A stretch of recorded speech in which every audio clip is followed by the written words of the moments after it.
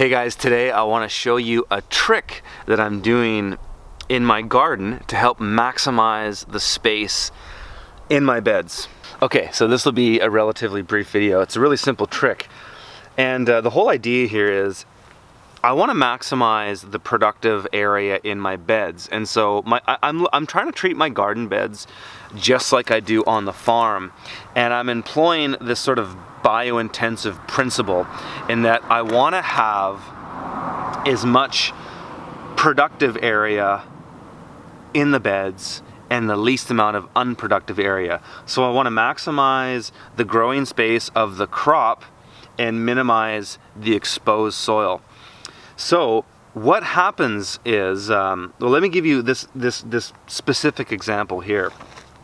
This bed was all carrots in the spring. You probably remember I've done a number of videos in the garden. You can go back in the spring and check it out. But about early April, I planted this whole bed to carrots. I harvested over 100 pounds out of this 18-foot by 32-inch bed, which is amazing. We cropped that out, and well, we kind of like used some of them, harvested as I go, and they were smaller, but then as they were getting too big, I just cropped out the whole thing and we put them in the walk-in cooler and we enjoyed them for weeks to come. I have more carrots in the greenhouse right now, so I'm covered for carrots as far as our at home. But after I finished the carrots, I replanted it to lettuce. I've got some romaine lettuce back there and bush beans. And so what I do is I'm planting with everything at the right spacing. So with my lettuce, I do a 6-inch spacing, so 6-inch on center. So there's a plant, and then there's rows diagonally to it. So you can look at my beans; it's the same idea. But what happens is sometimes you get spotty germination, and sometimes some plants don't look very healthy. So like when I started, I planted only this area with beans. Not all of them germinated, but some of the holes, like 4 germinated. And same with the lettuce. When I started the lettuce, I only planted about 2 feet to the end of the bed. And so you don't get everything. And so what I do is I basically split them apart and then retransplant them into the rest of the area to cover it out. So now I've got a bed that's like really well covered. I've got crop everywhere, and I'm going to show you one here as an example on how I do this. I think I got another space I can put one. So this is a row of celery. I got some peppers here. The rest is beans, and then that half is romaine lettuce. And so let me show you what I'm doing here. So with my beans, I'm putting them it's approximately 8 inches apart on center. And you can see here I've got 2 beans that are really close, so they were just 2 popped up, and so I've got an extra one here. I want to get it out because I want to keep the space between these 2 here. You'll also notice to the left here there's an area where it didn't come out. So all I'm doing is I'm just using a trowel and just very loosely and gently taking this bean out. I want to do it without disturbing, with minimal disturbance, so that the roots don't get too knocked around, and I'm just being very careful. And it might end up being a relatively large clump of soil. I'm just going to come in here and retransplant it right here. And so the reason why this is good is that this plant now is going to have more personal space.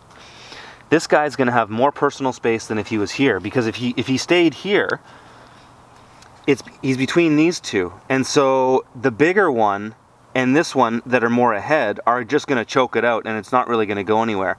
Whereas over here, he's got a bit more personal space, and so he's got more room to grow, meaning that I'm probably going to get an overall bigger yield because I'm going to get more beans off this plant than if it was there.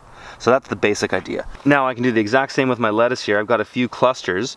I might just thin out some of the really small ones, but I could essentially take these 2. So what I'll do is just kind of tease under here and just kind of lightly tease these away, these 2, and then leave this one here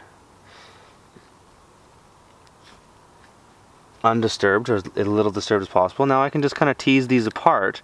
Lettuce are actually quite resilient as far as transplants go. Like, these roots will be just fine as long as I plant them deep and then the soil's moist. So now I can just put these somewhere else. I can see a spot right over here, and I got a spot over there. So I got a spot right here. I can put this guy between these two. And what I'm actually doing too is I've got some areas where there are still doubled up a few, and that's okay. I'll kind of thin them out when they get a little bit bigger, and then there's a clear dominant one, and I also might take those ones that I thin out to put somewhere else. So this other guy, so I'm gonna put this guy in here. There was one that wasn't doing very well. I'm gonna put this one in here. There, the soil's nice and moist, so should be good. So here's also another example of what I'm talking about. This little bean under that one isn't really going to amount to much. I would be better off putting it somewhere else. So it looks like I'm pretty full on this bed. So if I'm really keen, which maybe I'm not, because I've got a decent amount of beans in here, but what I could do is just pull that one out, that little one out like I showed you, and then put it somewhere else. You know, like this area, this bed's kind of finishing off. I'm gonna clear out some of that soon. You know, I could decide to put those beans somewhere else in the garden.